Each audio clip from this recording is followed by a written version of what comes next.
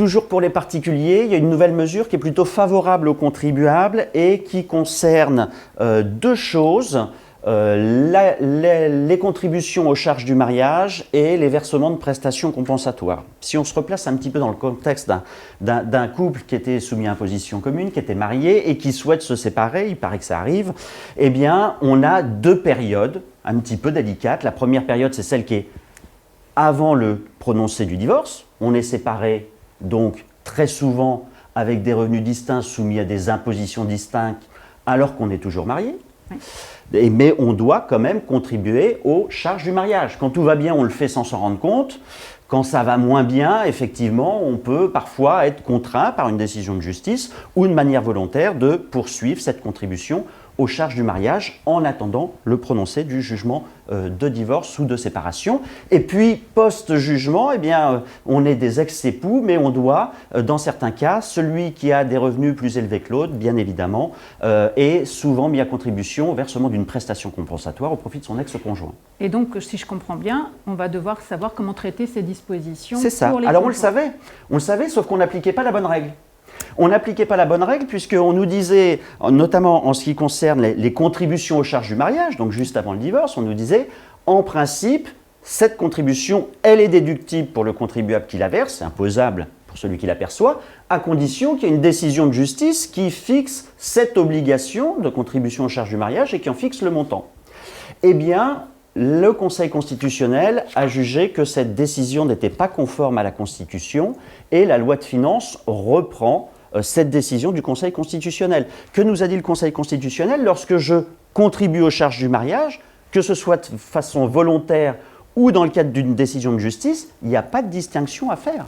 Il ne faut pas créer de rupture dans l'égalité des contribuables devant l'impôt et donc, suivant la situation, peu importe que ce soit de manière obligatoire ou de manière volontaire, dès lors que je contribue aux charges du mariage, eh bien, cette contribution est déductible de mon revenu imposable.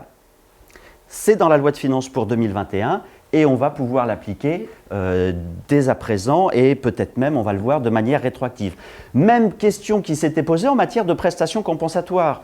Dès lors qu'on verse une prestation compensatoire sous forme de capital, en une ou plusieurs fois, mais sur une durée inférieure à 12 mois, on est éligible à une réduction d'impôt. La question qui a été posée, c'est pourquoi lorsque je verse une prestation compensatoire mixte, pour partie en capital, pour partie sous forme de pension, pourquoi est-ce que je n'ai pas le droit à la réduction d'impôt pour la partie versée en capital? Question posée au Conseil constitutionnel qui nous confirme qu'effectivement, il n'y a pas de raison de distinguer, dès lors qu'il y a le versement d'une prestation compensatoire sous forme de capital sur une période inférieure à 12 mois, qu'il y ait ou pas une pension en plus, peu importe, on doit être éligible au bénéfice de la réduction d'impôt. La loi de finances traduit donc dans le Code général des impôts cette nouvelle possibilité, même en cas de versement d'une prestation compensatoire mixte, la fraction versée sous forme de capital est éligible au bénéfice de la réduction d'impôt. Donc ça, c'est dans la loi de finances pour 2021. Ça s'applique donc pour l'imposition des revenus perçus à compter de 2000. Mais quid, est-ce qu'on ne pourrait pas demander au titre des années passées, par le biais d'une réclamation contentieuse. Alors aujourd'hui, c'est simple de faire une réclamation contentieuse.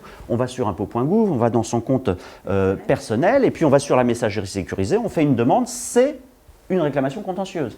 Alors, question qui posait, Olga, je suis expert comptable, j'appelle la hotline d'Infodoc Expert. Est-ce que je peux, au titre des années précédentes, faire une réclamation contentieuse, soit pour demander la déduction des versements volontaires au titre de la contribution en charge du mariage, ou est-ce que je peux demander à bénéficier d'une réduction d'impôt pour prestations compensatoires versées au cours des dernières années? Je pense que tout le monde se doute de la réponse, mais effectivement, comme tu viens de le dire, ça s'applique pour l'imposition des revenus de 2020 dans le cadre des dispositions de la loi de finances. Mais si par hasard, effectivement, certains couples ont versé des sommes en 2018 et 2019 au titre des charges du mariage ou au titre des prestations compensatoires mixtes, eh bien, ils vont pouvoir soulever l'inconstitutionnalité de ces dispositions et faire des réclamations pour les années 2018 et 2019. Donc, au moment de faire vos déclarations au printemps prochain, si vous vous apercevez que la personne n'a pas pu en bénéficier, ce sera peut-être le moment de faire des réclamations pour leur compte.